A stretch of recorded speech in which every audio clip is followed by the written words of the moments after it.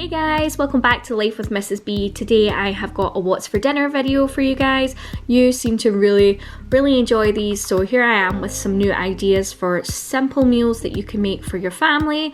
The first one I have got is this delicious tortellini baked. Oh, it's just so good, so good. So I started off with a leek and an onion. You could just use all onion if you prefer, but I had some leeks.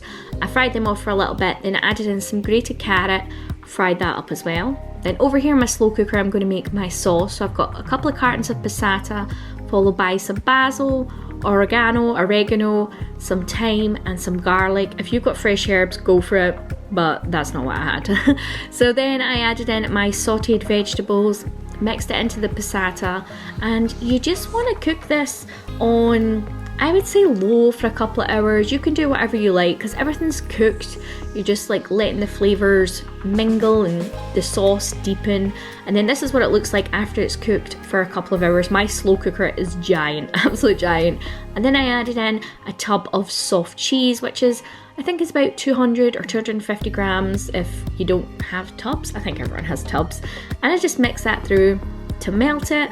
And this was the tortellini and the tortelloni. They're different depending on the size that I used. There were two different fillings, but it doesn't really matter, and I just get these from Lidl. They're pretty cheap.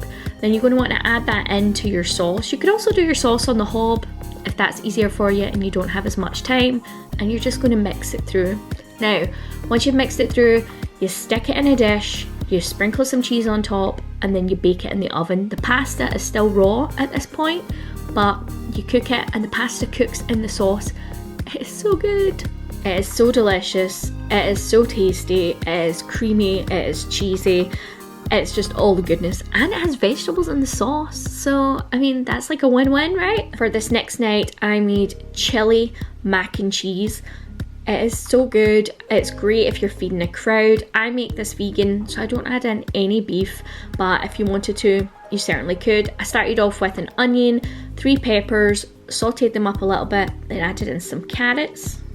Then these are all the things you're going to dump into your pot. Passata, macaroni, I added in some garlic granules, paprika, cumin, salt, and a couple of stock cubes.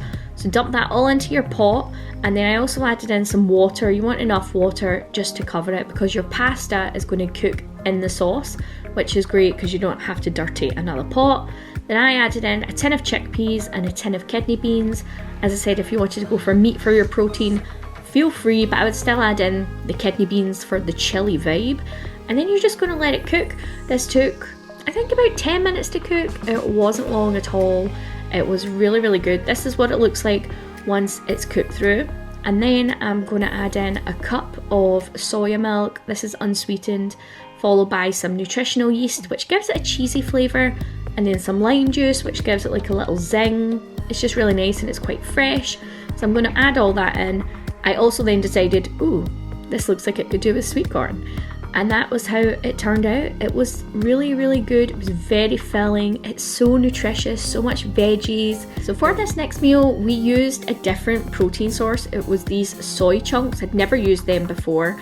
I also used some brown rice, 2 onions, a head of broccoli, and I used a yellow pepper, but you could use whatever you want. It's not like super picky. And then yes, I am watching somebody's what's for dinner video. So we'd never used these soy chunks before. They come dry, so they're like hard and crispy, and the instructions say to cover with boiling water and soak for 5 minutes, then add to soups, stews or curries. So I soaked it for 5 minutes, and then this is what it looks like after they've like plumped up and soaked up the water. They kind of look weird. And then on the veggie front, I just cut up the broccoli into, these are like thin chunks, and then the onions I did in thin half moons, and the peppers I just did in chunks. So the recipe that I found called for soy sauce and flour, and you coated your soy chunks in that, and it kind of made like a batter for it. And then what you do is you shallow fry them for a little bit. I'm not a super fan of frying stuff, like shallow frying stuff. I find that when you do, the oil like just gets everywhere. It's so annoying. But this is what the first batch looked like. So you want to fry them in batches just because they ain't all going to fit in your pan. Well, I mean, maybe if you don't have a lot, but I have a lot of people in my family. But yeah, so as I was saying, I don't like the oil It goes everywhere. I hate it. It's such a mess to clean up. The sauce was really simple. It was just soy sauce, some stock, garlic powder, tomato puree, that kind of thing. And then that is what the meat, I'm doing air quotes here, looks like once you've fried it all up. And then you just want to fry off all your veggies until they're done to your liking. If you prefer them softer, cook them for longer than what I did, but we like them quite crisp still. And then I added in the soy chunks and the sauce, and you just want to let it cook for a couple of minutes and it will thicken. If not, you can add like some flour or corn flour, like a corn flour slurry. I hate that word, slurry, and that'll help you thicken it. And I just served it with the brown rice. We didn't love it. We didn't love it. This next meal is a little bit different. I started off by grating a couple of large carrots that I had peeled.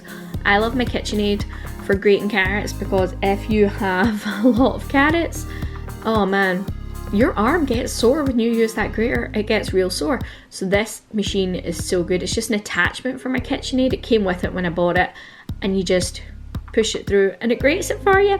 So on a pan I had the carrots along with some diced onion. I just covered it in a little bit of oil, olive oil if I can speak. You don't want a whole lot of olive oil. And then some salt, some pepper. I used some garlic. Then mixed it through, and then all I did was I roasted this in the oven. It did not get crispy.